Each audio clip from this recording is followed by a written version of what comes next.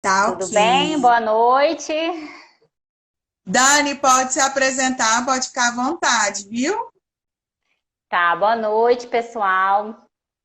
Meu nome é Daniele, eu trabalho com investimentos e hoje a gente vai bater um papo aqui, né? Falar um pouquinho sobre acúmulo de patrimônio, sobre investimentos, sobre fases da vida e o que vocês tiverem de pergunta, pode mandar aqui pra gente que a gente vai respondendo ao longo da live. É isso mesmo? Isso mesmo, Dani. Eu vou me apresentar para o seu público. Meu nome é Cristiane, eu sou fisioterapeuta, trabalho com idosos. E aí eu estava estudando alguns temas para abordar, né, em lives, para fazer palestras, tanto para postagens do Instagram. E eu vi um que falava sobre aposentadoria, né, como fazer o pé de meia.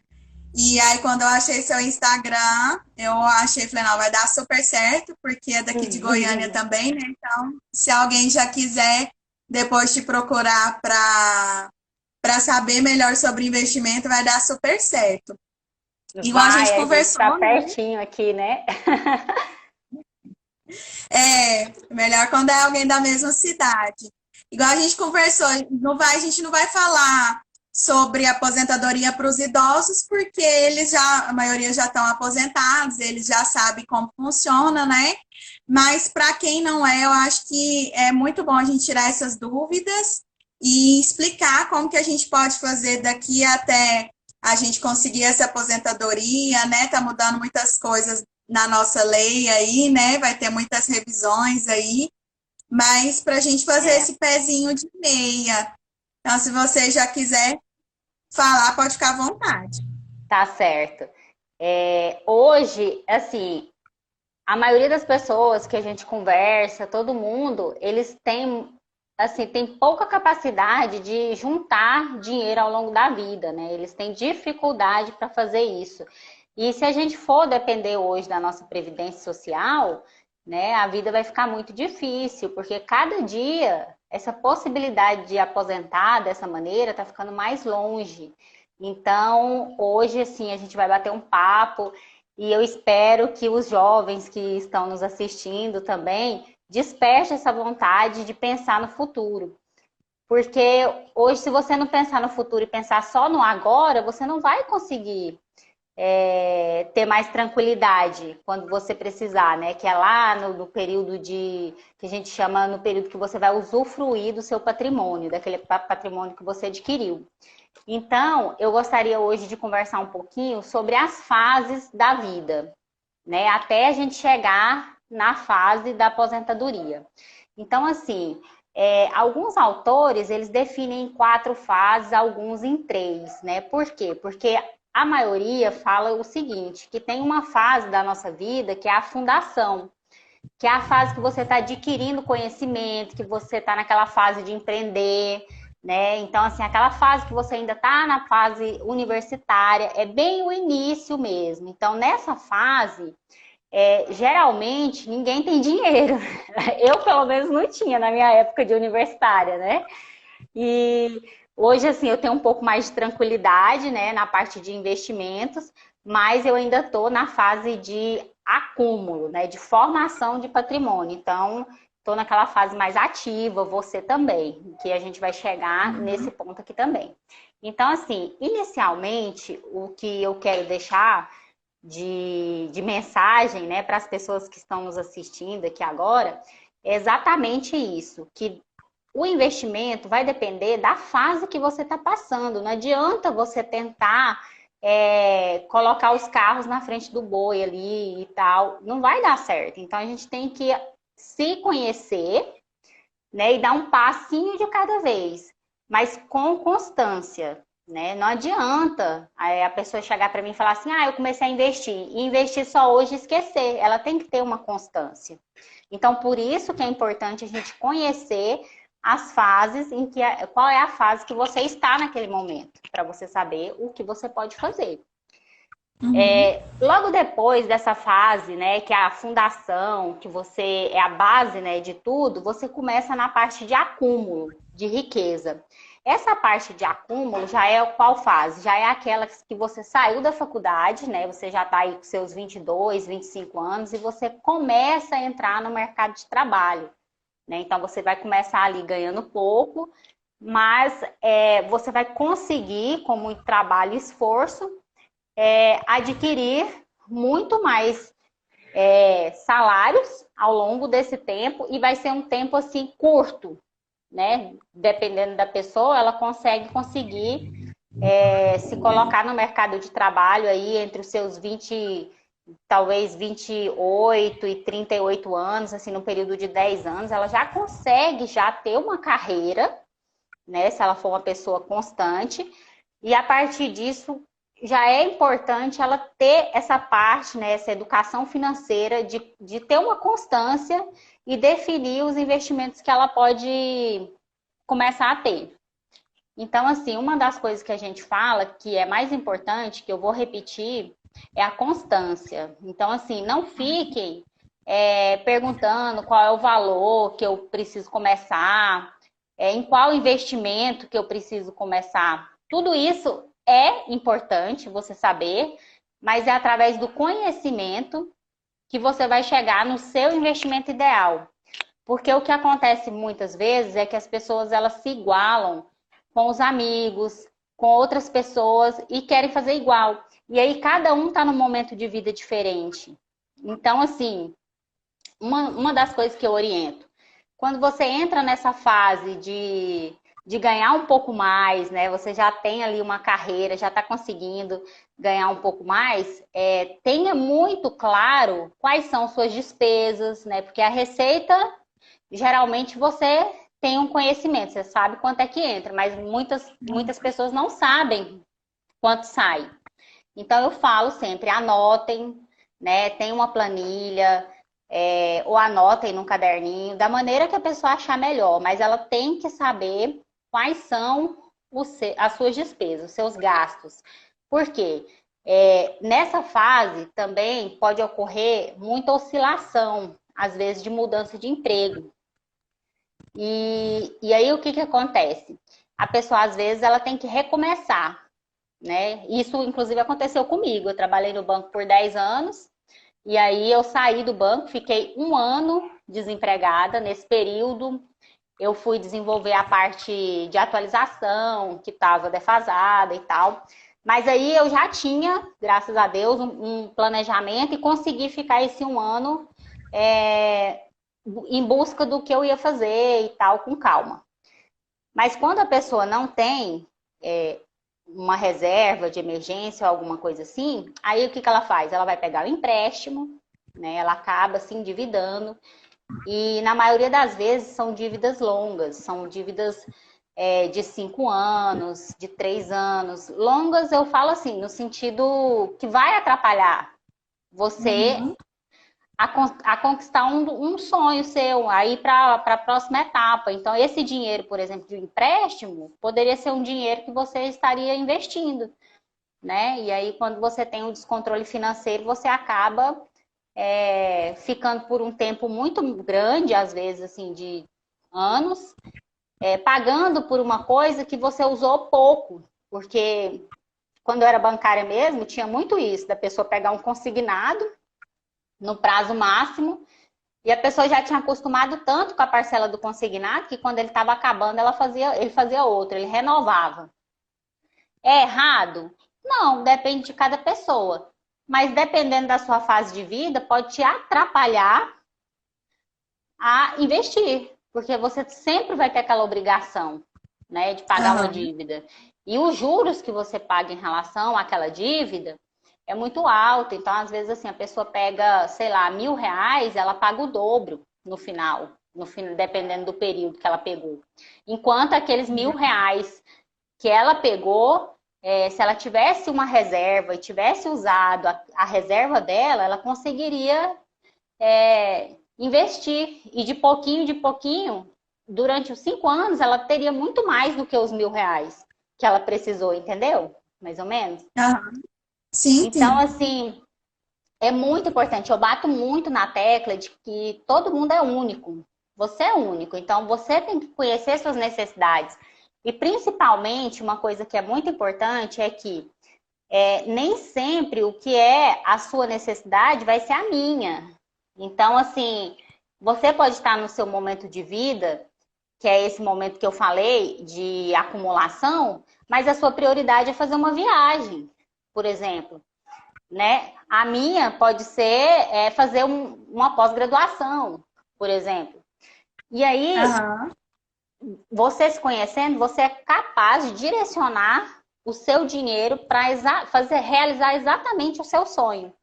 Então, sempre, pessoal, a dica de ouro, digamos assim, da live é se conheça, né? Para a vida, você tem que saber quais são as suas prioridades. E aí, os seus investimentos, eles têm que ser direcionados para você realizar as suas necessidades. É comprar um carro? Ok, então vamos fazer um planejamento focado para você viver, para você fazer suas coisas e guardar um dinheiro para comprar o carro, né?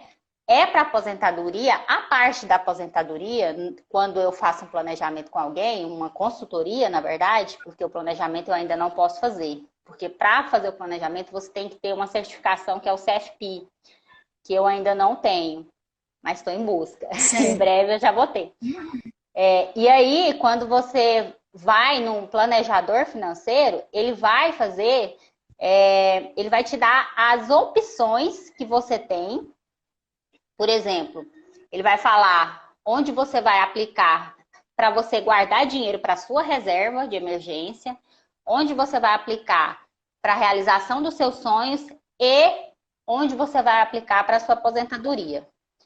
Nessa caixinha da aposentadoria, é um investimento constante. Aquilo lá é para a sua vida. Então, assim, você mesmo que você coloque um valor pequeno, você, depois que você fez suas despesas, vamos chutar aqui um valor aqui aleatório. Vamos supor que você consiga investir, sei lá, R$ 150. Então, desses R$ 150, você não vai colocar tudo na aposentadoria. Entendeu? Porque em algum momento você vai precisar de dinheiro e vai estar tudo na caixinha da aposentadoria. O que você vai fazer? Você vai resgatar. E aí a sua aposentadoria ficou esquecida. Então, você tem que ter esse pensamento de, vamos supor, pegar os seus R$ 150, no exemplo aleatório, e fazer uma divisão de gavetinhas, de diversificar. Você vai colocar, vamos supor, R$ 50 em alguma coisa que seja a minha reserva de emergência, em algum investimento que tenha resgate rápido, que eu não tenho que cumprir carência, por exemplo, e depois você coloca uma outra parte para realizar seu sonho de viagem, né? Seja uma viagem pequena ou uma viagem grande, aí você também tem que ser realista. E a outra parte direcionada para aposentadoria, você esquece. Aquela parte lá não é sua, aquela parte é para você no futuro, é um presente que você vai se dar no futuro. Hoje tem Tesouro Direto, tem algumas indicações que você começa com 30 e poucos reais. Então, assim, aí o pessoal vai falar, mas 30 e poucos reais é muito pouco. Pouco mas agora entra no site do Tesouro e faz uma simulação de longo prazo. Escolhe um tesouro, por exemplo, que paga a inflação mais alguma coisa. E joga lá os R$ 30, os R$ 100, o valor que você puder. E o tempo, ele vai jogar a seu favor. E aí você vai perceber que lá na frente, quando você estiver próximo da sua aposentadoria, você vai contar com aquela reserva que você fez. Aí sim é o momento de usar aquela reserva. Mas fora isso, você não vai mexer naquele dinheiro.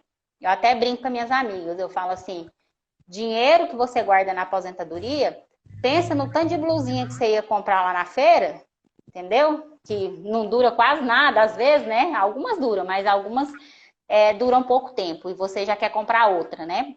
E aí coloca lá, porque é aquilo, entendeu? É dinheiro que você não vai usar. E aí vai depender também do seu planejamento, né? Então, aquela pessoa que quer ter uma aposentadoria melhor, ela tem que entender que ela vai ter que fazer depósitos maiores também nessa gavetinha da aposentadoria. né? Então, assim, tem que ser realista. Aquele período da vida que você está acumulando patrimônio, você tem condições de pôr um valor maior, você não vai colocar os R$ 30 que você começou lá quando você começou a guardar dinheiro. Então, você tem que fazer essas calibragens ao longo da vida. Por isso, a importância de conhecer as etapas e as fases de investimentos, as fases que a gente passa dentro ao longo da vida, né? Se eu estiver falando demais, você vai me Aham. cortando aí, viu? Mas Não, enfim. tá ótimo. Acho que você está esclarecendo bem. Eu só tô com uma dúvida que eu acho que pode ser do pessoal também. Você falou de separar nas gavetinhas. E aonde Isso. então a gente pode guardar esse dinheiro, né? Você falou a questão do tesouro. Eu teve uma época que eu estava estudando mais sobre investimentos, né? Eu confesso que eu ainda Aham. tenho bastante dúvida, porque acaba que não é uma área que a gente preocupa, a gente foca, por exemplo, eu na minha profissão vou focar só em estudar sobre reabilitação, né? E aí Aham. essa parte de finanças que eu já não domino muito, eu já não tenho muito interesse. Mas aí eu comecei a ver alguns vídeos, principalmente daquele canal Me Poupe, que foi até indicação de uma amiga minha que é coach. E aí no começo eu assisti, achei legal, e depois eu falei, nossa, é muita dor de cabeça. Mas você falou essa questão do tesouro, eu lembro dela falar, né? Tem várias partes ali no tesouro de investimento, mas aonde que a gente pode guardar? Onde que você pode indicar assim para a gente guardar e não mexer? Porque, é claro, por debaixo do colchão ele não vai render nada, né? E não Aham. vai ser tão benéfico assim. Então, qual que é Então, a sua sugestão? o que que eu sugiro? Primeira coisa, para investimentos é muito individual.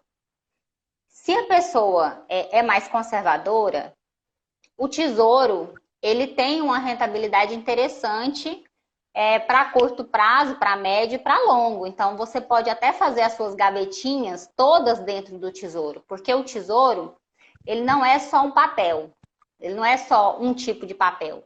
Ele tem vários tipos de papéis lá. Então, por exemplo, tem um tesouro Selic, que é um tesouro mais indicado para o seu caixa, né? Hoje em dia é uma alternativa para a poupança, né? Para quem quer tirar o dinheiro da poupança, ele paga um pouquinho mais do que a poupança.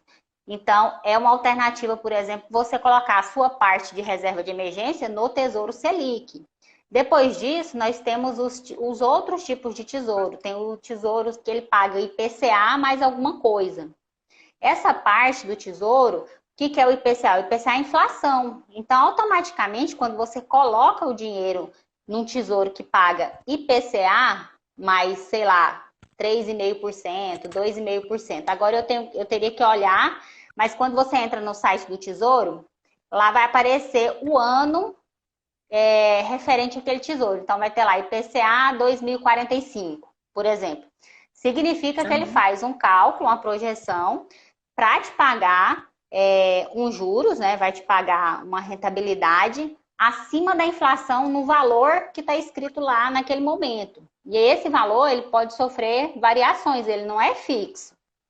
Então, todo dia que você for olhar lá, o governo vai falar para você, vai falar assim, olha, compra esse papel aqui, meu, se você segurar até o final, que é o ano que tem na nomenclatura do título, eu vou te pagar a inflação mais tanto, por exemplo, mais X valor.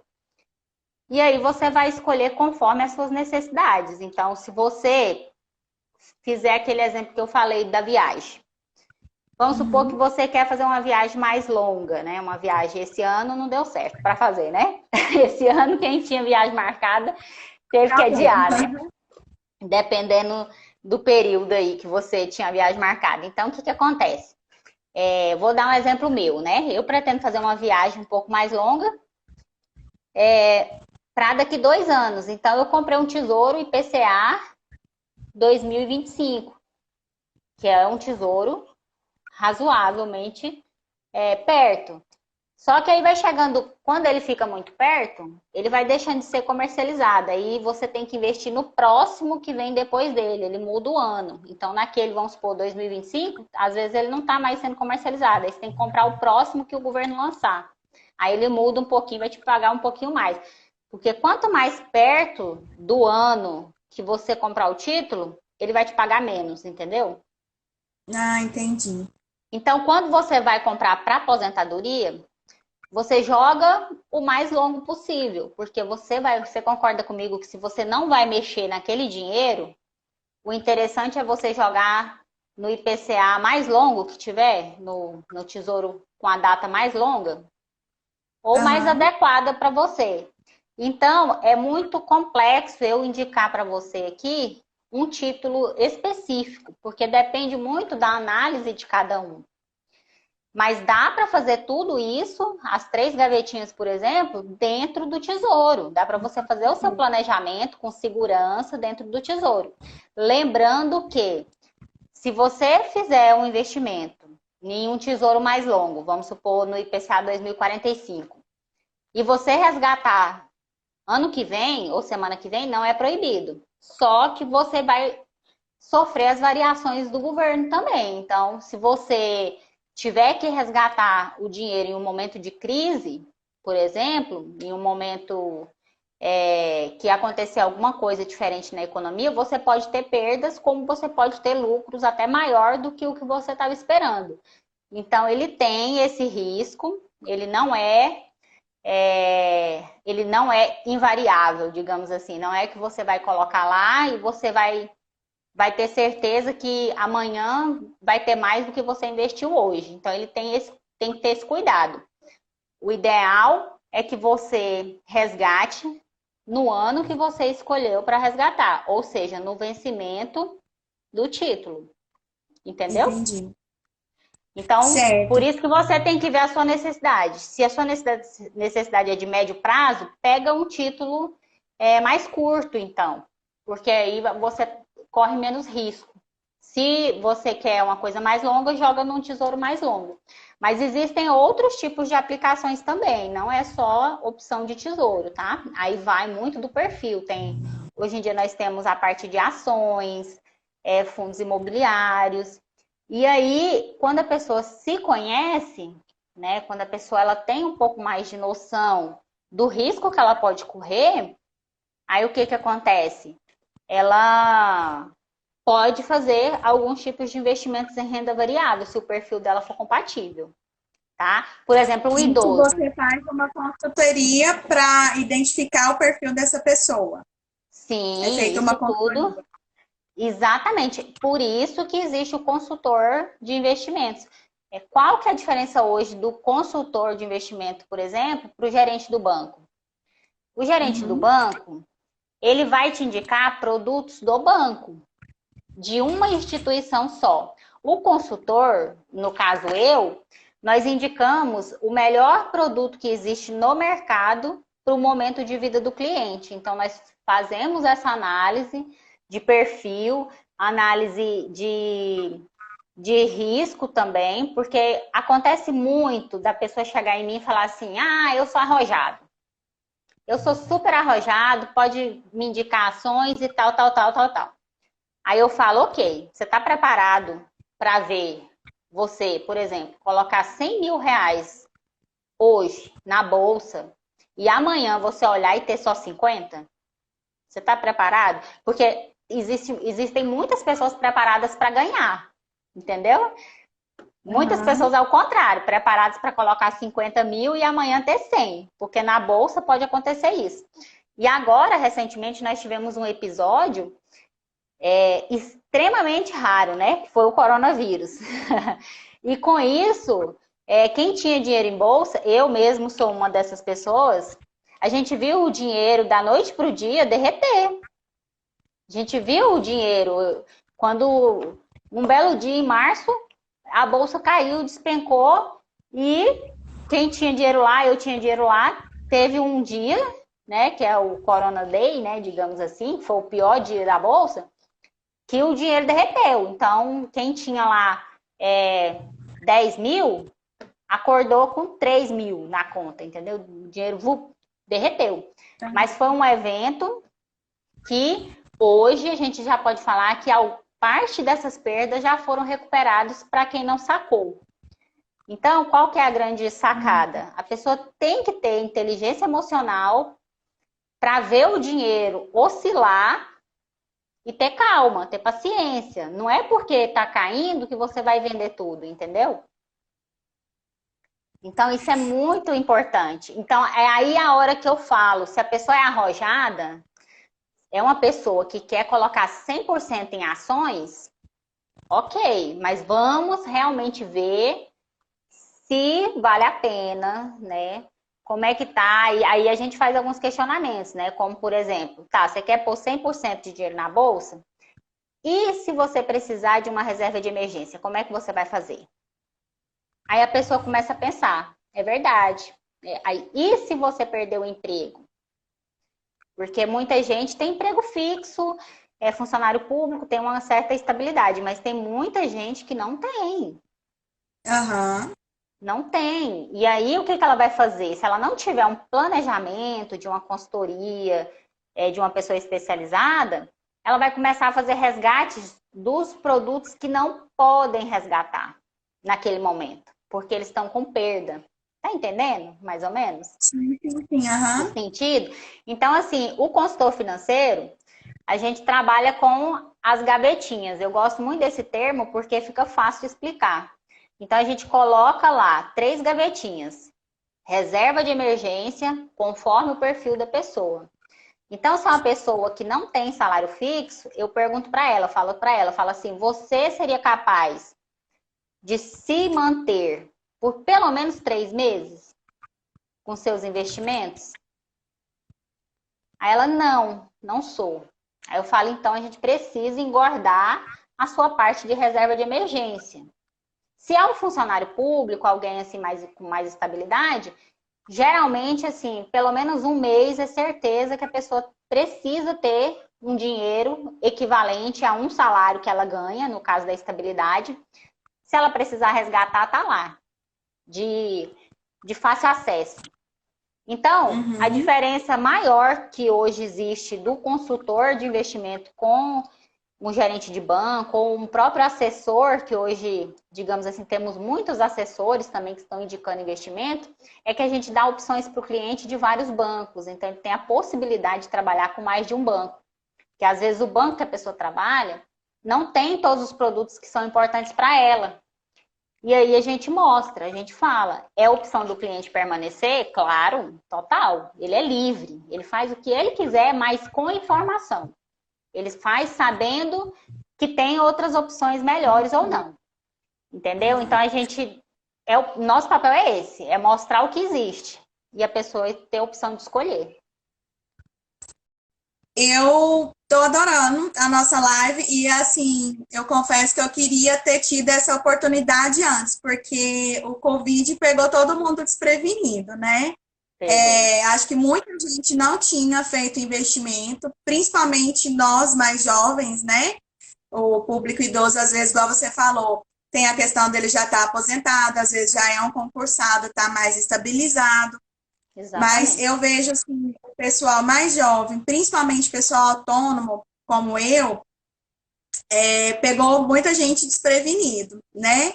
Então, eu gostaria de ter tido essa oportunidade para entender, igual você falou, a questão da reserva de emergência.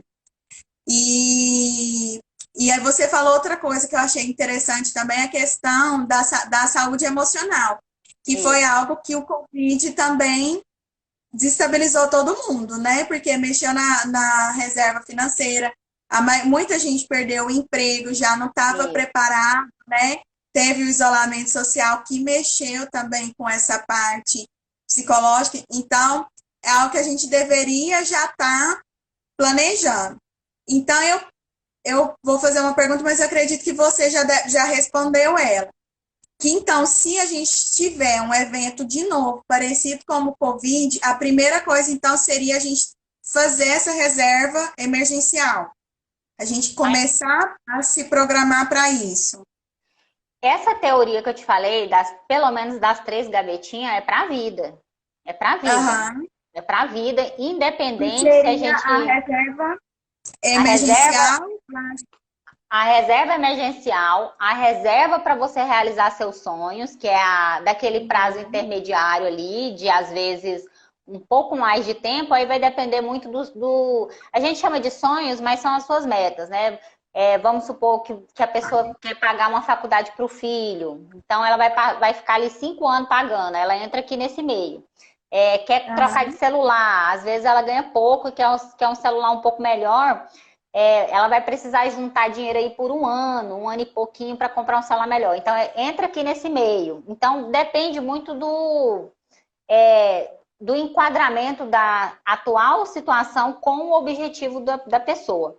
Então, a gente joga tudo nessa segunda gavetinha. E aí, na segunda gaveta, você pode fazer várias gavetinhas, entendeu? Pode fazer uma gaveta para você trocar seu carro, uma gavetinha para você trocar seu celular, uma gavetinha para você fazer uma viagem. Então, aqui, dentro dela, você pode fazer vários subinvestimentos. Agora, a primeira gaveta e a última são as mais importantes. A última gaveta é da aposentadoria. Então, o que a pessoa tem que ficar... O que tem que ficar claro para o pessoal? Tem que ficar claro o seguinte. Você tem que ter, ao longo da sua vida, um pouco de dinheiro em cada uma dessas gavetinhas. E quanto mais o tempo passa, você vai aumentando esse valor. Entendeu? Então, mesmo que seja pouco, mas você tem que ter consciência que se der ruim, né? Se eu perder meu emprego, não tenho dinheiro para fazer o supermercado, você vai tirar o dinheiro de qual gavetinha? De qual investimento você vai tirar? Daquilo que está na reserva de emergência. E se acabar, qual é a próxima que eu pego? Você vai começar a usar da gavetinha dos seus sonhos. Você vai ter que adiar seus sonhos. A última gaveta é a da aposentadoria. Da aposentadoria, mesmo que você coloque pouco dinheiro lá, mas aquele dinheiro não é seu. Aquele dinheiro é um presente que você vai se dar no futuro. Pensa que é um presente que você... Sabe aquela cartinha que você escreve para você? Às vezes a pessoa escreve no final do ano. Então, aquele dinheiro é como se estivesse dentro do envelopinho, naquela cápsula do tempo, que você guarda lá enterrado, que você vai abrir só lá quando você fizer 60 anos. Entendeu? Esse dinheiro você esquece. Então, tem que ser um dinheiro que você consiga aplicar todo mês e um valor que não vai te fazer falta. Lá você coloca essa parte da aposentadoria.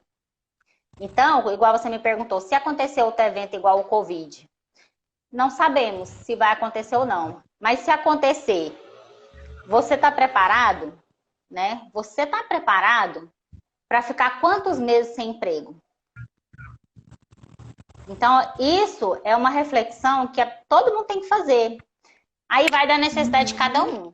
Vai da necessidade. Por exemplo, vou te dar um exemplo meu. A minha mãe já faleceu, eu sou divorciada, praticamente eu só dependo de mim.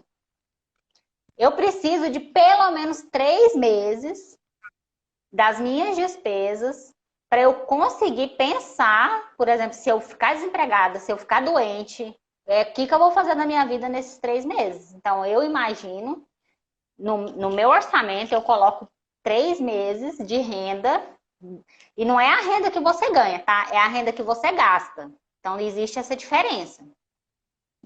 Tá? Ou seja, se você ganha 10 mil reais e gasta 5, você concorda comigo que você precisa ter 15 mil para ficar 3 meses? Porque você só gasta 5.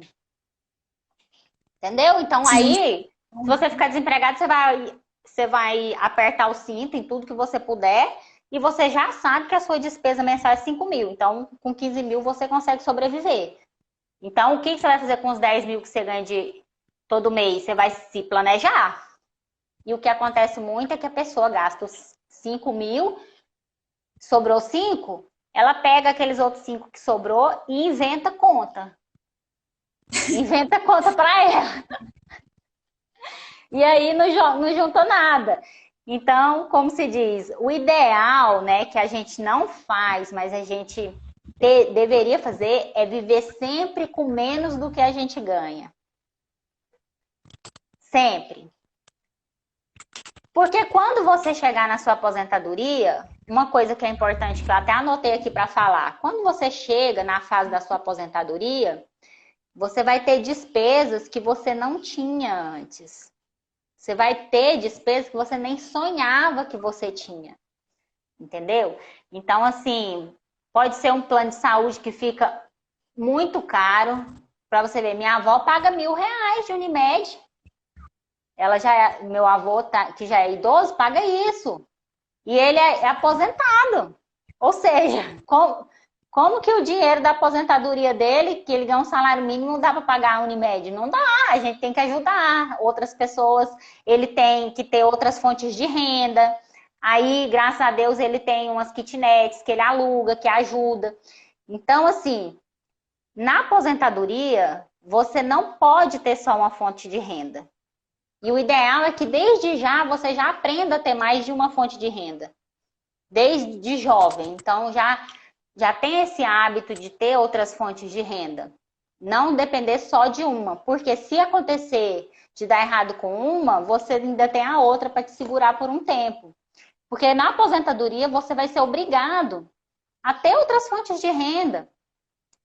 Se você fez um planejamento bacana durante sua vida, você vai ter lá sua aposentadoria, né? Do INSS e tal. Você vai ter o seu patrimônio que você acumulou, para você que com certeza aquele patrimônio vai te gerar uma renda, seja uma renda de aluguel, seja de dividendos, se você tiver ações, seu patrimônio, seja financeiro ou que a gente chama do mundo real, né, que são imóveis, por exemplo, ele vai te gerar uma renda. E aí, se você tiver saúde, você ainda vai conseguir trabalhar e ter uma terceira renda, né? Só que com certeza, talvez com um ritmo mais desacelerado do que na época que você era jovem. Então, fica essa reflexão, esse ponto, para desde sempre tentar ter mais de uma renda, né? Se a pessoa conseguir, né? Seja de qualquer forma, assim. Às vezes a pessoa trabalha igual você que é autônoma, mas de repente você pensa de uma segunda opção, porque quando a pessoa fica desempregada, ela vai ter que inventar alguma coisa para fazer, até ela arrumar um emprego. E hoje o que a gente mais percebeu foi pessoas se reinventando, né? Sim, Eu tenho exatamente. uma amiga bancária, ela está estável, mas ela foi vender pizza também.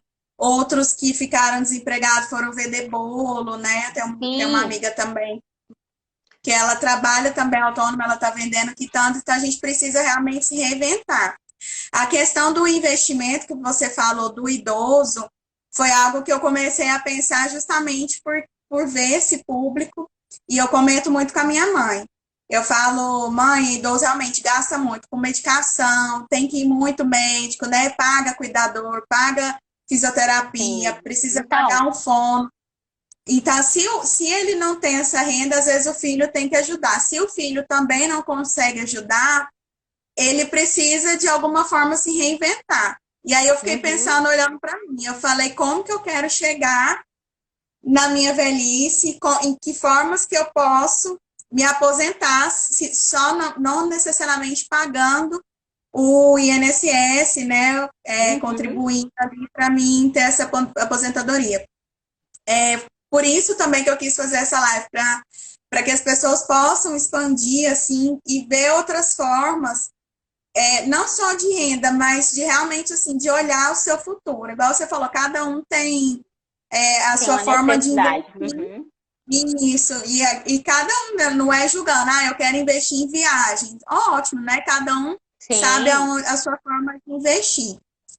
Algumas coisas que eu olhei, eu não sei se cabe falar aqui, mas, por exemplo, previdência, né? Não sei se a gente pode abordar esse tema, a diferença entre eu fazer uma previdência privada, a poupança, a gente já comentou um pouquinho que ela não rende tanto quanto um aham. outro tipo de investimento, né?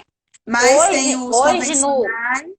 hoje na atual situação que a gente está vivendo, a poupança está perdendo para a inflação. Então, você colocar o dinheiro na poupança, a poupança virou o antigo colchão da vovó. Lembra quando você colocava o dinheiro lá e você ia pegar, não dava para comprar nada?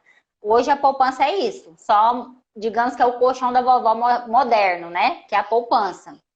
Então, a poupança hoje em dia, eu não indico para os meus clientes, né? A não ser que ele queira, aí eu vou calibrar e colocar um valor muito, muito pequeno que não faça prejuízo na carteira dele de investimentos. Eu não vou falar para ele colocar tudo lá, porque senão o valor de compra dele vai perder muito, ele vai perder muito valor de compra. Título de capitalização também não. Título de capitalização não é investimento. Foi até bom você falar isso. Eu fui bancária e nesse sentido eu conheço. Título de capitalização, o que ele acontece? O que ele é? Ele é um sorteio, né, que você vai pagar mensalmente e você tem a possibilidade de pegar parte do seu dinheiro de volta, porque você concorda comigo que se ele dá um prêmio, uma parte daquele valor que você paga compõe o prêmio. Então, assim, cada banco tem um percentual. Então, vamos supor que você coloque R$ 100 por mês, você não está guardando R$ 100, porque uma parte dos seus R$ 100 vai compor o bolo que eles vão fazer a premiação, porque senão não tinha como. Então, uma parte, um percentual pequeno daquele valor vai. A outra parte, talvez ela é corrigida pela inflação, mas aí tem que ver cada plano de capitalização para saber, porque tem alguns que praticamente nem tem correção. Eles vão jogar lá o mesmo valor que a poupança paga, muito pouco. Sem contar que se você resgatar antes do vencimento, você perde mais ainda, né? Você tem uma perda, então você tem que segurar até o final. Aí você me pergunta, mas você já vendeu o título de capitalização? O que você falava para os clientes? Já vendi. Já vendi e vendi, e era boa de venda.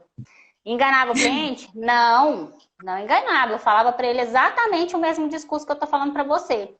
Para quando que eu indicava um título de capitalização para o cliente? Para o cliente que tem dificuldade de guardar dinheiro. Ele precisa de uma dívida para guardar dinheiro. Então, para incentivar aquele cliente a guardar de alguma forma, eu explicava para ele. Falava, olha, você não está guardando nada, você não tem nada, então faz pelo menos um título de capitalização para ver, né? Você ainda pode concorrer e no final de 60 meses, 48 meses, aí depende de cada um, você vai pegar o seu dinheiro de volta.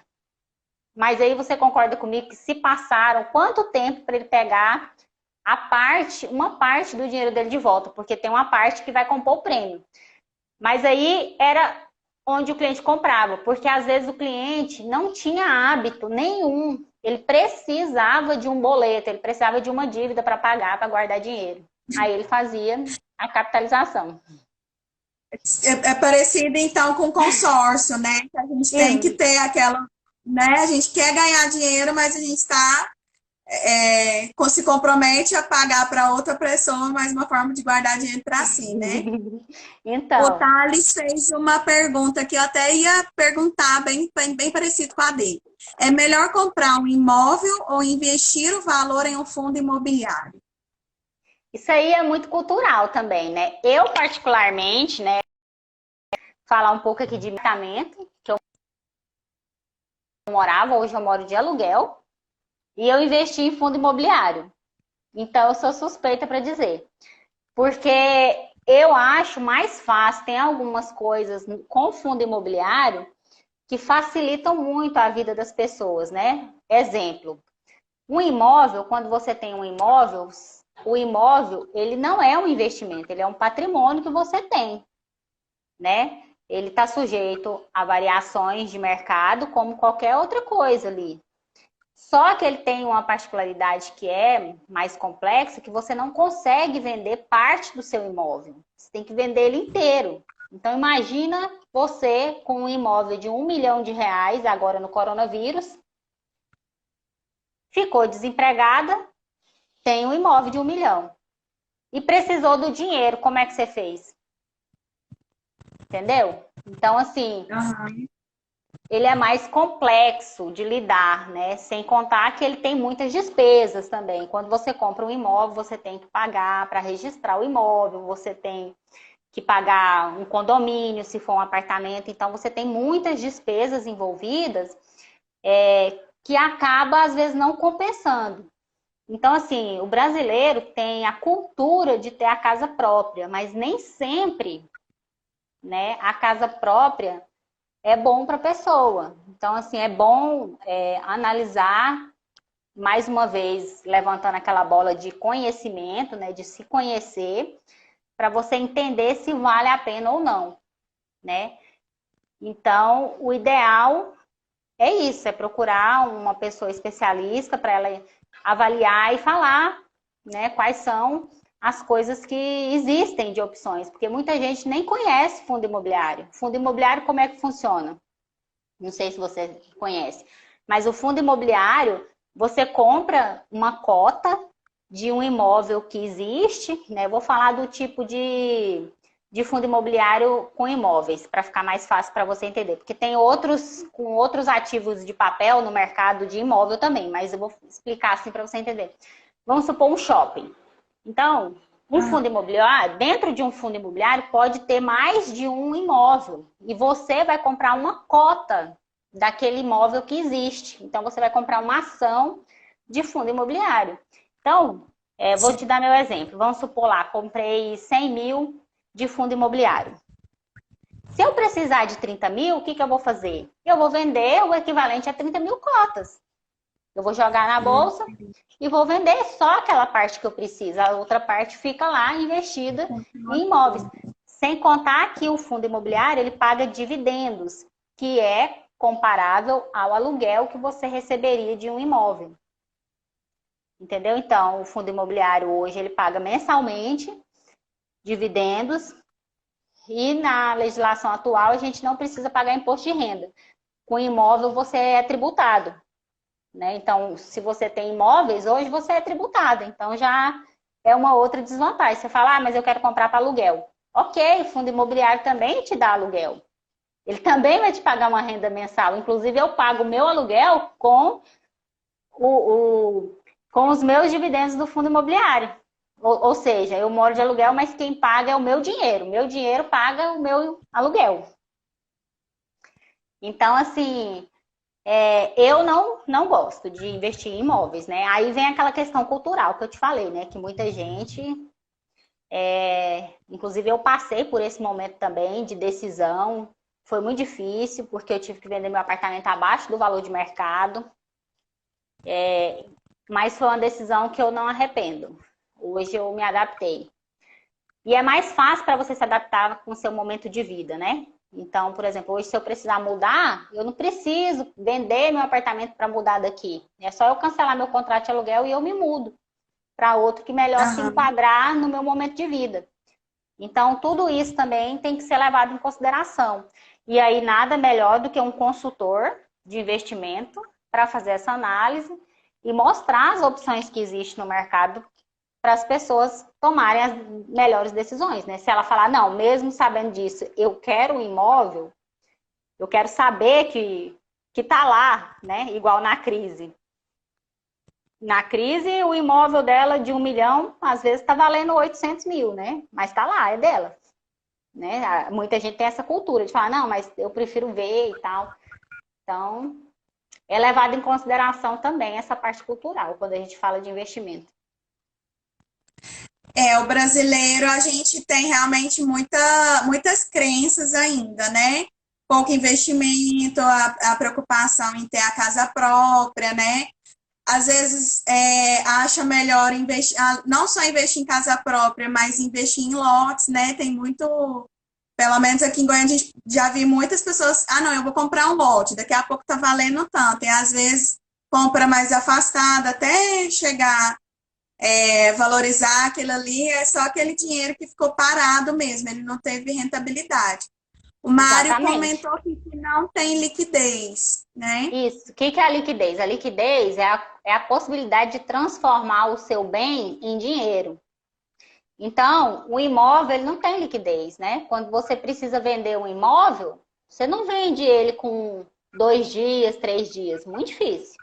Só se você tiver muita sorte, eu vou dizer que é muita sorte para alguém chegar e falar assim, eu compro, né? Aí você vende. Então, isso é o que a gente chama de não ter liquidez. Para pessoas na fase de aposentadoria, existe esse detalhe também. Muitas vezes a pessoa ela entra na fase de aposentadoria lá com seus 60, 70 anos e tem muitos imóveis que ela adquiriu ao longo do tempo. E aí fica um pouco complicado, porque às vezes ele precisa, vamos dar um exemplo aqui aleatório, precisa fazer uma cirurgia, tal, e o plano de saúde não cobre. A cirurgia é, sei lá, 300 mil. E o cara tem muito patrimônio que se ele vendesse uma casa de 300 mil, dava para ele fazer cirurgia. Só que muitas vezes não tem tempo, não dá tempo, né? Você concorda comigo que se a pessoa está doente, está lá na mesa de cirurgia, o hospital não vai esperar ele vender o imóvel para fazer a Aham. cirurgia. Então, isso identifica isso que o Mário falou, de não ter liquidez. Então, a pessoa também, quando entra na fase de aposentadoria, ela tem que entender se for preciso dela precisar de dinheiro, ela pode ter o imóvel, mas ela também tem que ter o dinheiro disponível para quando ela precisar, né, tá lá, então. Então, tudo isso tem que ser levado em consideração também. Perfeito. Eu queria voltar só lá nas suas gavetinhas e perguntar, que eu já vi muito vídeo falando nesse sentido. Ideal é guardar 10% do meu salário ou não necessariamente? Para cada gavetinha ali. Eu Para assim, quem quer, vamos pensar, eu quero começar a guardar hoje. assim, eu até tenho um post lá no meu Instagram com algumas sugestões. Tem gente que fala daquela teoria lá do, acho que é 30, 20 e 40, agora eu não tô me lembrando, que é o percentual que você tem que ter em cada uma lá. Mas assim, não existe uma regra, sabe? Se você se conhece, o ideal é você fazer a calibragem conforme a sua necessidade. Como eu te falei, se a pessoa tem um emprego estável, se ela é uma funcionária pública e ganha todo mês o mesmo valor, não vai ser mandada embora, não tem chance de ser exonerada, porque é concurso, às vezes. Então, assim, não justifica ela ter um fundo de reserva muito robusto. Por quê?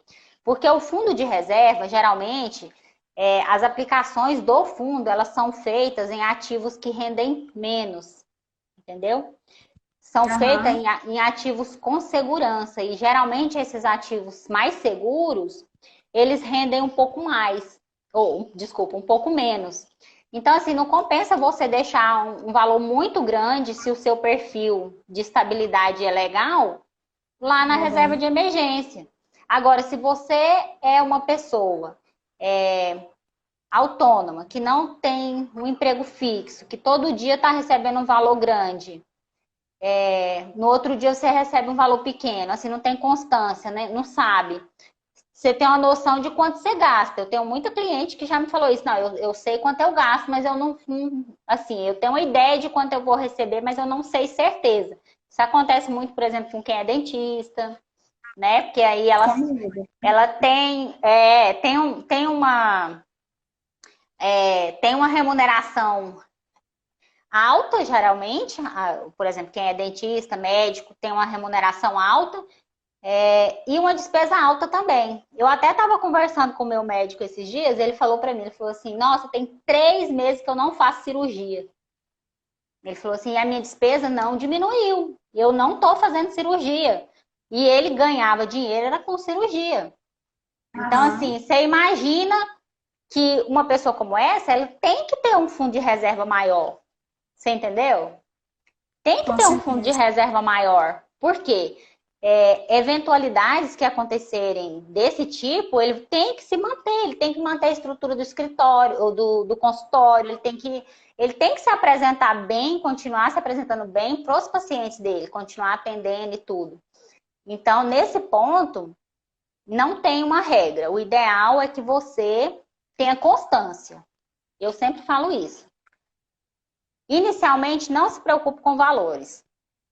Se preocupe em ser constantes e principalmente as duas gavetinhas que eu falei, a primeira e a última, sempre, todo mês, você colocar um valor nelas. Todo mês. Aham, Eu já tiro primeiro dessa para depois ver o que sobra, entendeu? Então, eu entendi. já sei minha despesa, eu já coloco a programação automática de investimento no Tesouro. Inclusive, no meu Instagram tem um videozinho eu ensinando como que faz a programação automática no Tesouro, tá? Porque você pode programar para todo mês já ir, igual essas pessoas que têm dificuldade de guardar dinheiro, você entra lá e faz a aplicação automática.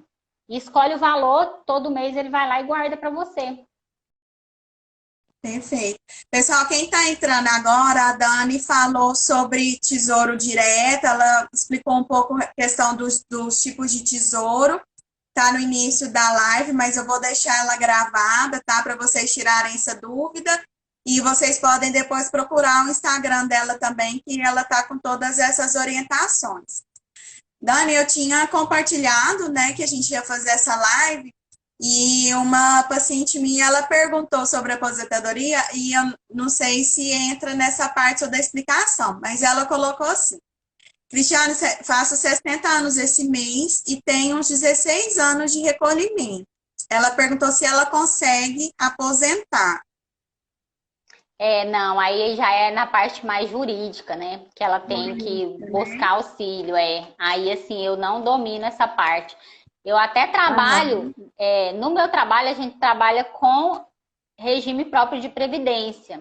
Mas aí já é do outro lado da moeda, não do lado do servidor, mas do lado que a gente passa as orientações de investimento para a prefeitura, para ela pegar aquele bolo que é recolhido e fazer os investimentos adequados para aquele dinheiro não perder valor, para quando as pessoas forem aposentar, o dinheiro ainda ter um pouco de valor, né?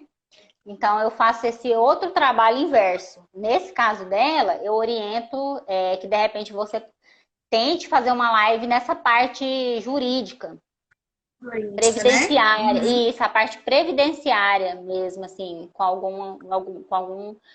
algum advogado, porque aí ele vai orientar melhor até o caminho que ela pode seguir. Vai ser bacana. Perfeito. A gente tinha comentado de você falar um pouquinho, justamente para esse público idoso, as formas de investimento deles sem risco, né? Você pode Uhum. falar um pouquinho? Sim, quando a pessoa ela chega na fase de usufruir dos investimentos, né, ela tem algumas preocupações, né, que a gente chama. Ela tem que fazer a manutenção dos investimentos que ela adquiriu, do patrimônio que ela adquiriu ao longo do tempo e se preocupar com a distribuição daquele patrimônio para os seus herdeiros. Então, os investimentos, eles têm que ser pensados também para esse momento da vida das pessoas. Então, se a pessoa tem um volume muito grande de patrimônio, é importante a pessoa já ter menos risco, ela correr menos risco, porque não é mais necessário a pessoa ter ativos em renda variável, muitos ativos em renda variável, por exemplo, não é aconselhado. Então, é melhor ela ter ali investimentos em tesouros mais curtos, aí segue aquela teoria que eu te falei, ele pensa como se o patrimônio dele, uma parte grande, que é a parte que ele vai usufruir, por exemplo, que ele não quer deixar de herança, então ele precisa identificar isso, do patrimônio que eu tenho hoje, o que eu quero deixar de herança e o que eu quero usar, entendeu? Então, da parte de herança, é um tipo de investimento que ele vai colocar. Da parte que ele tem interesse em usufruir, né? Porque, por exemplo, a gente tem casa... 15 segundos, Dani. Tá acabando, mas depois a gente pode marcar também para finalizar dessa parte. Mas seria mais ou menos nesse sentido, viu, gente? Espero que tenha contribuído.